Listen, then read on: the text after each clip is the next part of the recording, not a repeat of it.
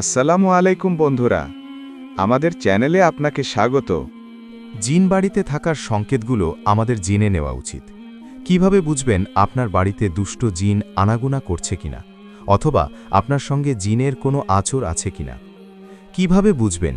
এই বিষয়গুলো বোঝার জন্য বা উপলব্ধি করার জন্য অবশ্যই নিজেদের সাথে কিছু আলামত রয়েছে কিনা তা পরীক্ষা নিরীক্ষা করতে হবে, মিলিয়ে দেখতে হবে।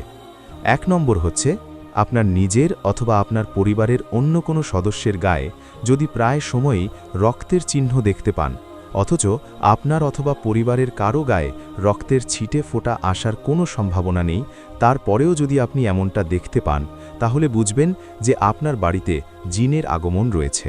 দ্বিতীয় হচ্ছে, আপনি যখন রাতের বেলা ঘর থেকে বের হন, তখন যদি আপনার এমন মনে হয় যে আপনার পেছন পেছন কেউ হাঁটছে, অথবা আপনি যদি আপনার চারপাশে অন্য কারো উপস্থিতি টের পান, অথচ পেছন ফিরে তাকিয়ে দেখেন আপনার আশপাশে কেউ নেই। এছাড়াও আপনি যখন রাতের বেলা বাসায় কাত হয়ে থাকেন, তখন মাঝে মধ্যে যদি আপনার মনে হয় যে আপনার পেছন থেকে কেউ একজন আপনার কাছে আসছে, অথচ আপনার বাসায় আপনি ছাড়া আর কেউ নেই, তাহলে বুঝে নেবেন এটা জিন থাকার আলামত। এছাড়াও গভীর রাতে আপনার বাড়ির আঙিনায় বা আশেপাশে যদি কোনো কুকুর অথবা বেড়াল কান্নাকাটি করে এবং এরকমটা যদি আপনি প্রায় সময় দেখে থাকেন, তাহলে বুঝবেন যে আপনার বাড়ির আশপাশে জিনের আনাগোনা রয়েছে।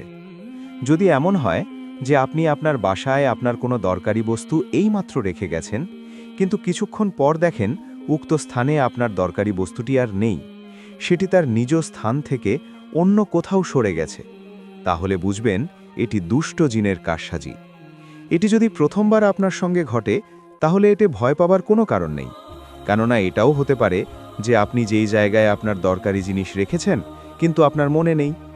যদি মাঝে মধ্যে এমন ঘটনা লক্ষ্য করেন যে কোনো একটি পাত্র আপনি এক জায়গাতে রেখেছেন, কিন্তু ফিরে এসে দেখছেন সেই পাত্র আপনার রেখে যাওয়া স্থানে নেই এবং অন্য কোথাও খুঁজে পেয়েছেন, অথবা এমন যদি হয় যে আপনি বাসায় এসে দেখেন আপনার ঘর সাজানো আসবাবপত্র এলোমেলো হয়ে আছে, এমনকি যদি আপনি প্রায়ই লক্ষ্য করে থাকেন, তাহলে বুঝবেন আপনার বাড়িতে জিনের বসবাস রয়েছে।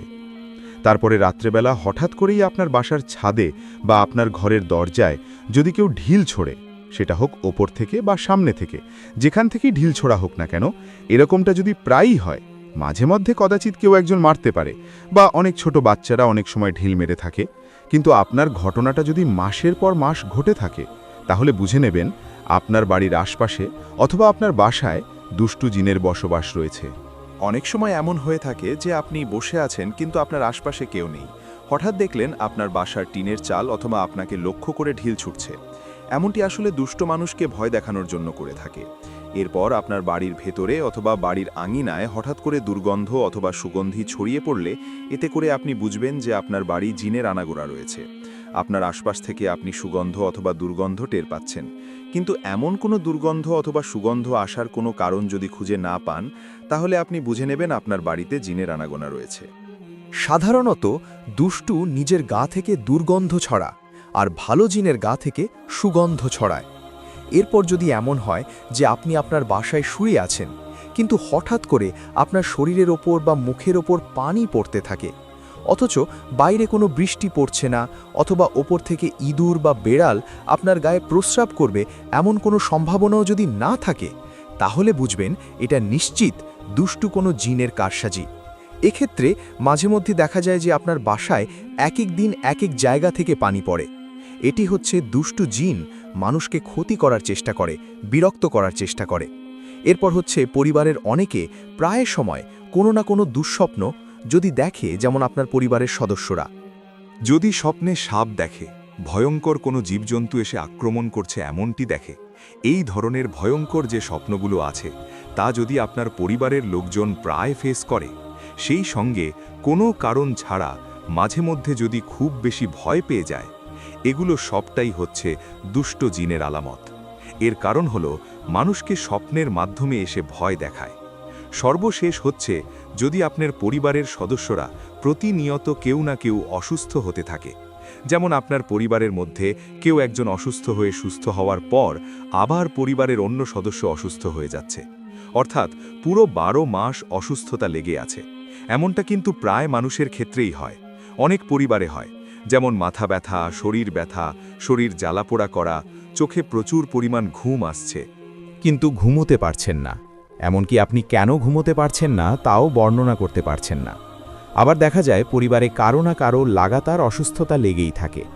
এমনটা যদি লক্ষ্য করেন তাহলে বুঝে নেবেন যে আপনার বাড়িতে জিনের বসবাস আছে এবং যত তাড়াতাড়ি সম্ভব আপনি এর প্রতিকারের ব্যবস্থা করবেন। জিন প্রতিকার করার সর্বশ্রেষ্ঠ পদ্ধতি আল্লাহর রাসূল শিখিয়ে গেছেন।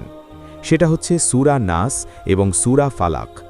আল্লাহর রাসূল সাল্লাল্লাহু আলাইহি ওয়াসাল্লামের উপরেও যে আক্রমণ হয়েছিল, জাদুটোনা করা হয়েছে, আল্লাহ রাব্বুল আলামিন সাথে সাথে আল্লাহর রাসূলকে উপহারস্বরূপ এই দুটি সূরা সোজা পাঠিয়ে দিলেন। এই সূরা পাঠ করে নিজের বুকে ফুঁ দেন।